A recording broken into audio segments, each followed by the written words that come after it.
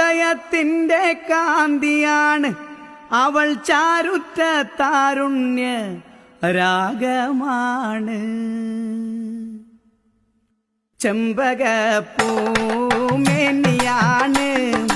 ചന്ദനത്തളിലാസലളിതം ചന്ദ്രോദയത്തിന്റെ കാന്തിയാണ് അവൾ ചാരുറ്റ താരുണ്യ രാഗമാണ് ചെമ്പകപ്പൂമേനിയാണ് ചന്ദനത്തളിലാസലളിതം ചന്ദ്രോദയത്തിന്റെ കാന്തിയാണ് അവൾ ചാരുറ്റ താരുണ്യ രാഗമാണ് ചെമ്പകപ്പൂ